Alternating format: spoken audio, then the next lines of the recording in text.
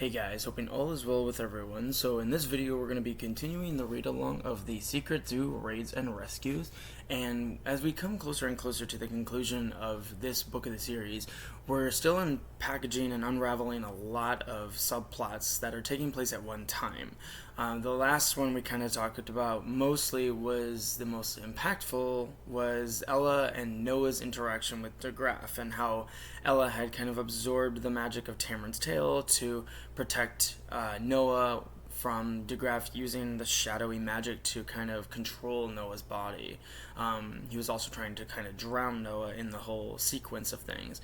And then you have the subplot of Megan with the Spectre and Richie with the other Spectre and their subplots. And then you also have the integration of the idea of Little Bighorn and Blizzard kind of trying to come back into the scene of things and help ameliorate the problems and after their liberations. So we're going to go ahead and start today with chapter 44. As always, please feel free to follow along, and we'll jump right into it here. Chapter 44, The Corridor of Portals.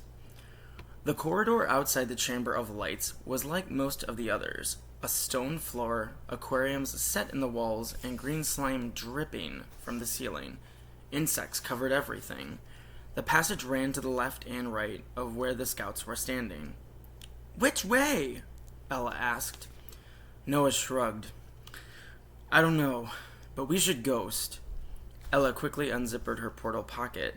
When no chameleons came out, Noah opened his and got the same result. "They're not there," Ella said. "The water. It must have washed them out of the portal place." From the dark distance, something flew toward them, and the light from a torch revealed a tiny blue bird with a big beak. Marlowe. The kingfisher touched down on Noah's shoulder, chirped once, and then flew back the way he'd come. "Let's go," Ella said. As they followed Marlowe, Noah no longer needed Ella's support. The two of them ran down the corridor, turned left, then hurried down another. Every time Marlowe got too far ahead, he found a perch and waited. They headed down a third corridor, a fourth, a fifth. Big black ants covered the floor of one passage, and the scouts ran on their tiptoes, trying not to hear their bodies crunch. In a particular dark corridor, Marlowe flew back and landed on Noah, chirping wildly. "What is it?" Ella asked. From up ahead came a deep, rumbling growl. Noah thought he could hear the click of hooves and the thump of padded paws. "Ours or DeGraff's?" Ella asked. Noah knew they couldn't just stand there waiting to find out. A few steps ahead, an open doorway led to a dark space clouded with fog. A sign by the door read, "The Corridor of Portals." Noah pointed to it. "The Corridor of Portals?" Ella said. Noah understood her confusion. There was no corridor of portals in the Clarksville Zoo. The rumble of the animals grew louder. New sounds took shape. The grunt of a rhinoceros, a rumbling growl. "Come on," Noah said. They ran forward and ducked through the doorway. A few steps back, the new corridor became a steep, sloping tunnel with dirt walls and a muddy floor. Ella stepped onto the slope and immediately lost her footing. She dropped to her rear end and sailed down as if on a slide. Noah followed. They landed in a heap where the cave floor went flat and quickly untangled themselves. On their stomachs, they stared up the incline, which had a partial view into the hall above. Marlowe had landed again on Noah's shoulder and was keeping perfectly still, his bright orange bill tipped toward the doorway above. The noise grew louder, and distinct sounds continued to take shape. The cave walls began to tremble, and clumps of dirt rained down from the ceiling. Bugs scattered to new spots. Marlowe gave a weak, frightened chirp and stepped closer to Noah's neck. As rhinos and tigers charged past the entrance to the corridor of portals, Noah saw their red eyes and long, filthy hair. Within seconds, the walls stopped shuddering and the noises died.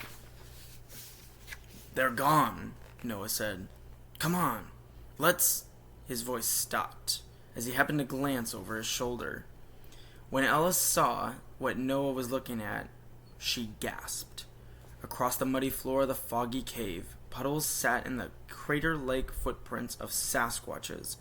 Along the walls, dozens of dark openings gave way to new places. Caves. To Noah, it looked like they'd been dug out by the same Sasquatches that had left the footprints. Noah crouched down and touched the mud, which oozed over his fingertips, releasing a foul, earthy odor. Marlowe chirped nervously and hopped to a new spot on his shoulder. "Noah?" Ella said. "Yeah, I'm thinking right now would be a good time to get out of here." Noah flicked the wet earth off his hand and gazed down the cave.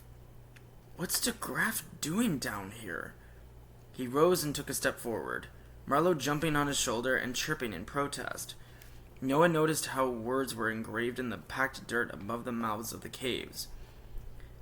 "Ella," he said, and he pointed to the places above the first entrance. "Forest of Flight," she read. Noah read the words above the next cave. "A lot of hippotopotami." "He's creating new portals," Ella said, "so he doesn't have to use the ones that we do." Noah shuddered as he saw the words marking the third tunnel. "Nowicki House." Marlowe gave another worried chirp and stepped back and forth restlessly. "This is the one," Noah said. "To my closet." Ella nodded.